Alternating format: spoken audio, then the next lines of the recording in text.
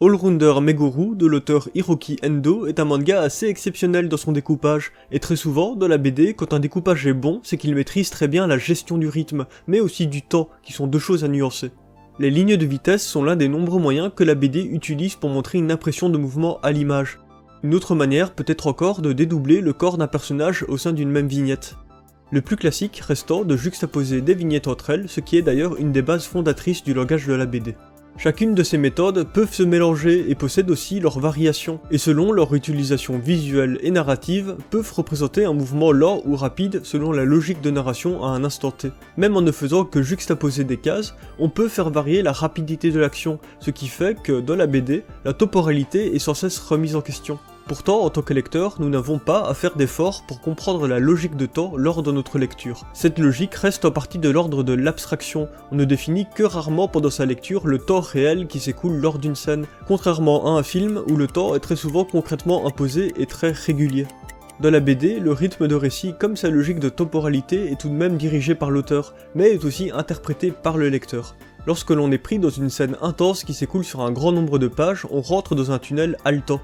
Notre rythme de lecture peut alors s'accélérer de lui-même, et lorsque la scène se termine enfin par une cassure dans la narration, mais aussi dans sa mise en scène, on peut en sortir éprouvé. Personnellement, ça m'arrive souvent de m'exclamer lorsque je lis une BD, après une scène particulièrement dense. Je dis que la BD remet sans cesse en question la temporalité d'une vignette à une autre, mais ce qui permet aussi de garder une cohésion et que l'on tend à projeter dans la plupart des scènes un écoulement de temps propre à notre expérience personnelle. Par exemple, lorsqu'un personnage fait ses courses, on projette dans cette scène la manière dont on a expérimenté le temps qui s'écoule lorsque l'on fait soi-même les courses. Effectivement, on ne ressent pas le temps de la même manière selon si l'on se bat, si l'on discute avec passion ou ennui, ou si l'on fait la vaisselle. Même si je n'ai jamais fait de match de MMA, j'ai quand même expérimenté, via des vidéos de toutes sortes, les différents genres de rythmes que l'on est censé ressentir dans un moment de combat. Cela reste assez abstrait, mais suffisant en tant que lecteur. Une ligne de mouvement ne représente pas forcément une sorte de vent généré par la vitesse. Selon la situation, elle va avoir une présence plus ou moins concrète dans la page. Le plus haut niveau d'abstraction étant la représentation purement éthérée, ce que les personnages ne voient pas réellement. Ces lignes représentent alors davantage une émotion, ou servent simplement à mettre le focus sur une partie de la scène, faire partie de la logique de la composition, et n'être là que pour le lecteur. Sinon, une ligne de mouvement, a priori abstraite, va être en fait un objet solide. Une ligne blanche peut avoir en fait une réalité physique pour les personnages, et être une innombrable représentation de cet élément que l'œil humain n'a pas le temps de capturer en détail. Le texte possède lui aussi un niveau d'abstraction plus ou moins grand selon sa mise en scène et son contexte. Globalement, la pensée d'un personnage peut représenter un laps de temps très abstrait. Une longue bulle de pensée peut en fait représenter une pensée complexe, mais qui ne dure qu'une fraction de seconde en temps concret. Cette bulle représente alors plus un réflexe du personnage plutôt qu'un long raisonnement. Dans ce manga qui se veut réaliste, les personnages n'ont pas de longues conversations lors de leur combat, les bulles de dialogue dans ces moments-là ne représentant que du texte très court. Lors de la lecture d'une simple conversation, le temps s'écoule grosso modo en temps réel pour le lecteur, même si l'image possède quant à elle ses propres temporalités. Pourtant, dans les mangas de baston, il arrive souvent de retrouver de longs dialogues lors de moments d'action. Ici, les dialogues sont montrés via des personnages observant le combat. Ils vont discuter entre eux, et dès lors, le combat est suspendu dans le temps, ou au moins très ralenti. On se focus sur la conversation et le combat est placé hors du cadre. Les personnages prennent alors le temps de papoter stratégie ou même d'expliquer une technique qui vient d'être effectuée. Cela permet à l'auteur de d'abord nous montrer une action dont la rapidité d'exécution va être appuyée par son manque de détails dans le découpage du mouvement, puis de revenir sur cette action sous forme de schéma explicatif. Car ici, la parole des personnages n'est pas montrée qu'avec du texte, mais aussi avec du dessin. Et ces schémas peuvent aussi bien se situer dans la bulle en soi que de prendre toute la place le temps d'une case, ce qui rend encore davantage abstrait le temps de la parole et appuie sur le fait que l'on est dans un moment en suspens. L'auteur va quand même prendre soin d'intégrer ce genre de moment de suspension pendant une séquence où les combattants sont dans une phase de répétition de coups, et où l'enjeu du combat reste le même pendant un certain temps. Le temps d'un combat de ce tournoi amateur est de 4 minutes, et une page de blabla comme celle-ci représenterait facilement un quart de ce temps, ce qui est évidemment trop long et ne représente pas le temps réellement écoulé. Pour éviter que les bulles de dialogue semblent s'écouler de manière trop concrète pour le lecteur, les bulles des spectateurs peuvent être aussi montrées sans attache pour rendre la parole plus éthérée, plus narrative, et ainsi être placées directement sur le combat pour faire une transition entre les deux temporalités avant de repasser dans l'action du match. Ce qui aide également, c'est le fait de nous montrer quelques cases de combat s'incruster dans la composition de la double page. Ces cases dynamiques et sans décor, juxtaposées aux scènes d'explication très détaillées, renforcent l'impression que le temps du combat est comme ralenti. Le temps du public n'est pas celui du combat, et le lecteur le comprend instinctivement lors de sa lecture. D'ailleurs, selon le niveau d'implication des personnages sur le combat, l'auteur va choisir de détailler ou non le décor. Les combattants vont largement être montrés sans décor autour d'eux. Ils sont concentrés sur le combat et font abstraction du reste. Et il en va de même pour le public lors d'un moment particulièrement intense dans le match. Les deux temporalités sont alors communes. A contrario, lorsqu'un coach va crier un conseil à son combattant, le décor va réapparaître soudainement et permettre au combattant conseillé de pouvoir sortir de sa bulle et de se focaliser via un point de vue extérieur.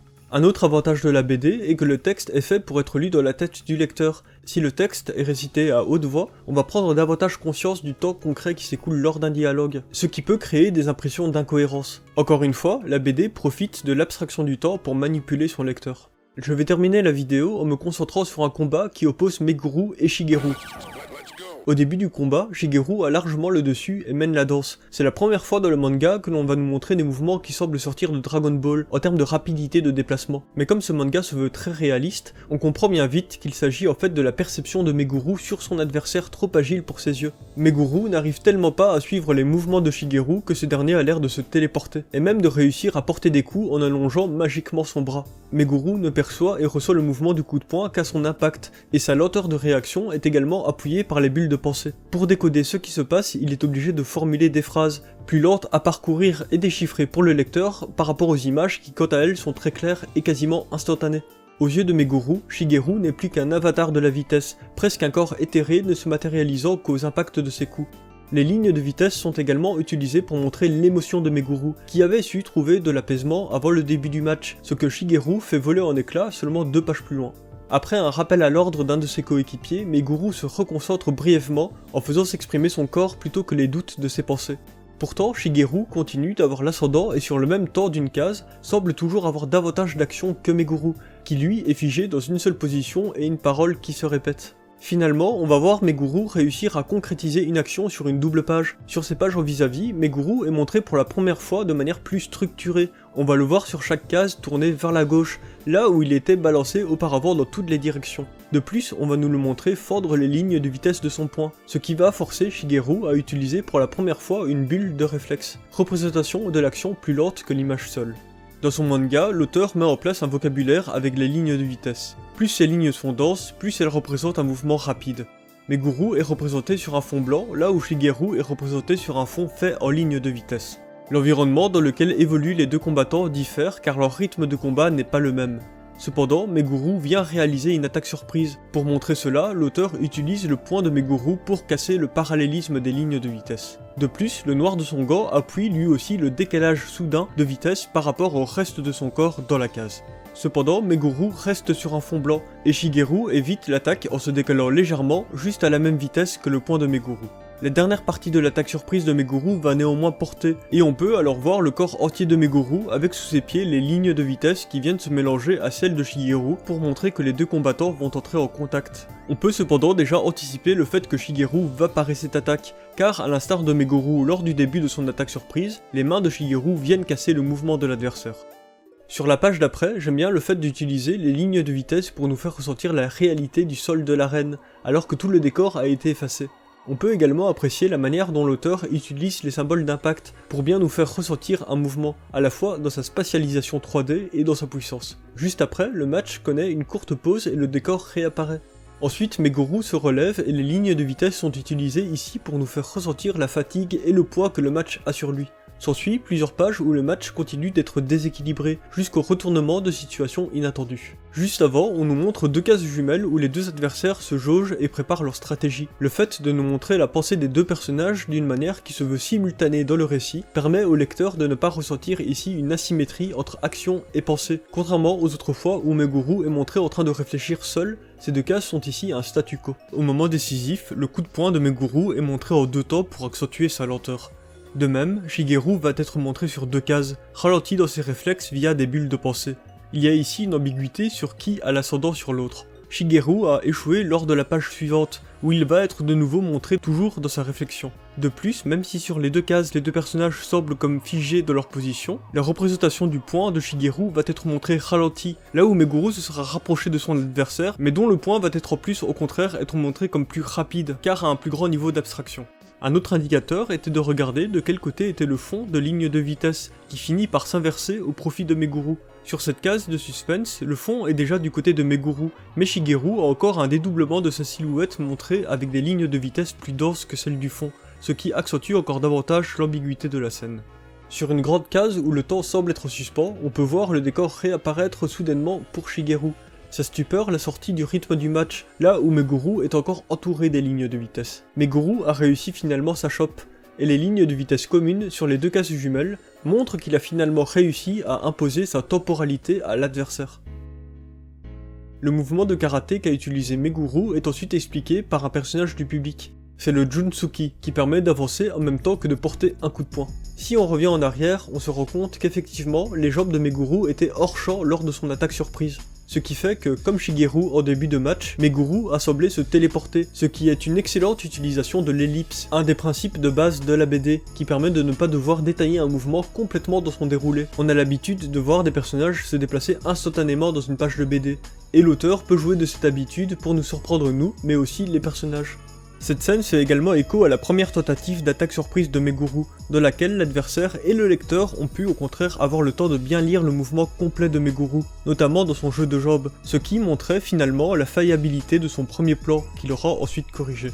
S'ensuit toute une lutte au sol entre les deux combattants que je ne vais pas détailler, la vidéo est déjà bien assez longue, je vais juste encore évoquer deux utilisations intéressantes que fait l'auteur des lignes de vitesse. La première, déjà en partie évoquée, est de faire ressentir les sensations du corps d'un personnage. Si une zone est sous tension, ou au contraire légère, l'auteur va jusqu'à condenser assez souvent les lignes de vitesse pour rendre jusqu'à presque noir le membre d'un combattant. C'est assez étonnant et ça peut représenter différentes choses, la force d'un mouvement, la rigidité ou encore la douleur. Cela donne presque l'impression que le membre noirci change de matière, devient parfois métallique, parfois une ombre. Seconde utilisation, qui tient parti du fait que la BD représente des images fixes, ce qui est pratique pour nous laisser détailler en tant que lecteur des actions très rapides. Ici, l'auteur va bien profiter de cette caractéristique pour bien détailler toute la complexité d'une action, toutes les directions et les différentes forces que requiert l'application d'un mouvement complet de combat. Chaque membre peut être détaillé, dirigé, animé de manière personnalisée au sein d'une même image. Ce qui fait que même si on a un noob complet du sport de combat, on peut se rendre compte de l'exécution et de la virtuosité d'un combattant.